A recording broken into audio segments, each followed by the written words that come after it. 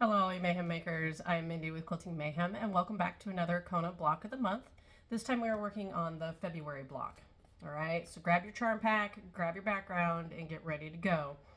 I'm really loving this sew along, and what I really enjoy is that the charm pack has plenty of colors, so you can make your block the way you want it. It can be more greens, more of the yellowy greens. I mean, make it your own. If you want it to be like all greens, pick those out. Have fun with it. But we're going to get into how to actually make this block. Once again, half square triangles. Get used to them. This is what we're doing. So get those squares cut and ready to go. And then we're going to start just with the basic half square triangle unit. If you've been watching me, we know how this goes, but you're going to draw the line diagonal across your background fabric. Place them right sides together, which with Kona, there is no really right or wrong side, which is great.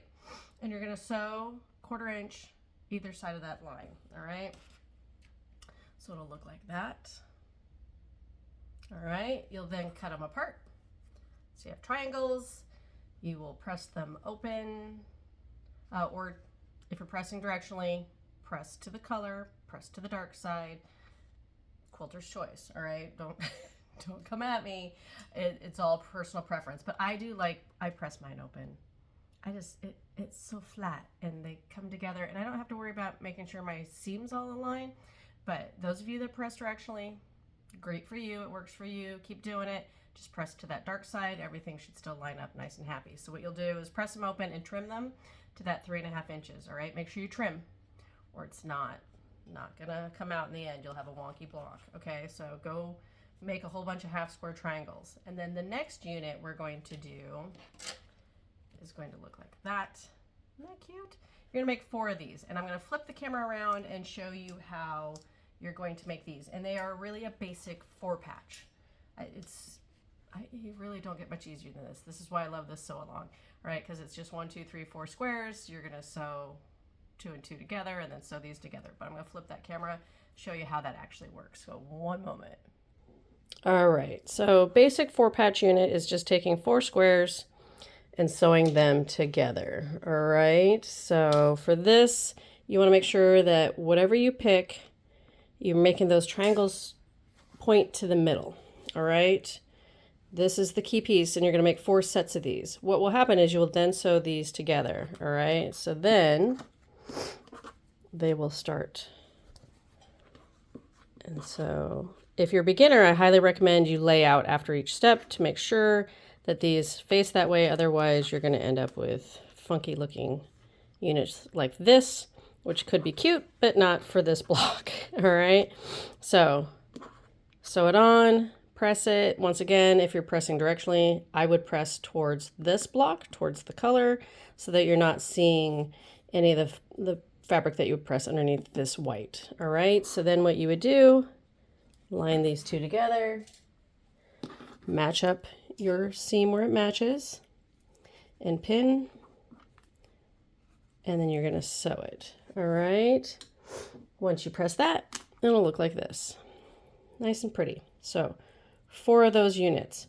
All right. The other piece is the center piece. And so what you'll do is you'll take squares, and for this one, you're going to face those triangles outward. So it's going to look like what we call a square, kind of in a square, but with these half square triangles. Once again, this is just a 4-patch. So you'll sew these 2 together, these 2 together, put it together, and then what will happen is it will look like that. All right. So once you have all those units done, we'll lay it out, and then you'll grab the rectangles they had you cut and put it together. So give me one moment. I'm going to lay everything out and show you what it looks like. All right, so I almost forgot to tell you how to make this unit. So we are going to have extra half square triangles that are going to make these units, and they're not quite a 4-patch, but they're still easy to do. So laying everything out, here's those 4 where the triangles are pointing inward. Make sure when you lay them out that the white is going in this diagonal inward. Otherwise, it won't lay out the way you want it. It'll look a little funky. So make sure when you're laying these corner blocks out, you're doing it correctly. You have your center square, and then you can lay out and get your colors how you want them. Now, if you want to be super controlling, super structured in all of how your coloration is, I would lay everything out first and then start making your units so that you're keeping all your half square triangles where you want them. And that's perfectly a great way to start. I just, don't have a lot of space, and I'm just going random scrappy and letting everything kind of fall wherever it falls. Because for me, it's a demo, so I don't have to worry as much.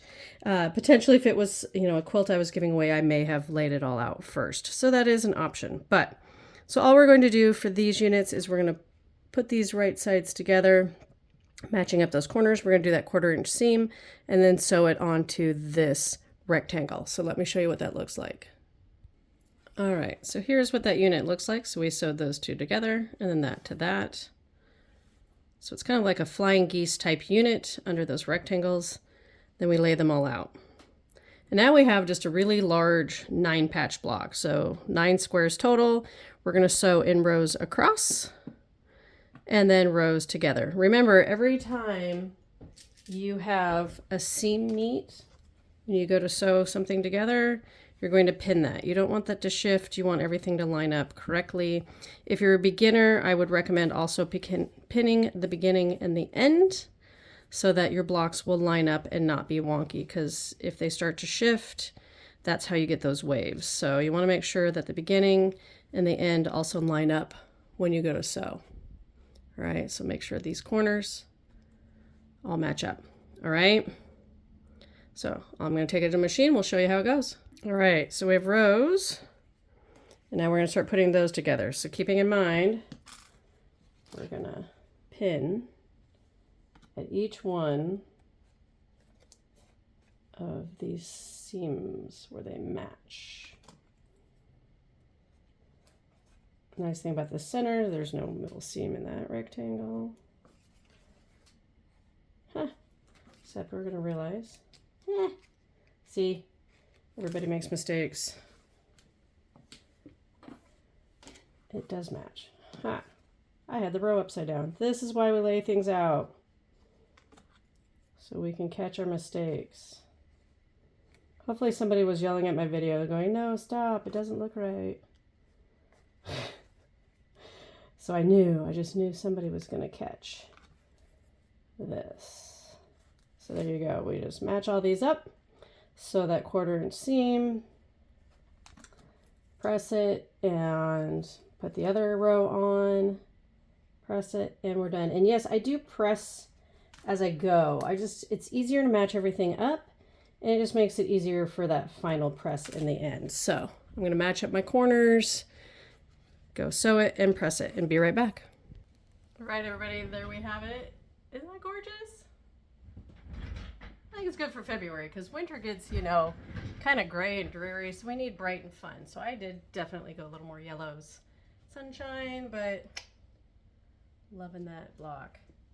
All right, as always, if you need help, if you had problems, reach out.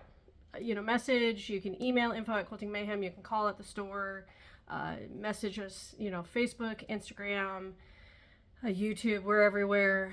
Just let us know that you need help. I will gladly do even some one-on-ones if you need, if you're not quite sure, or if you're local, come see me, gladly help you out. But otherwise, I hope you have a lovely day. I hope you're really enjoying this block of the month, and I look forward to seeing you next month for March.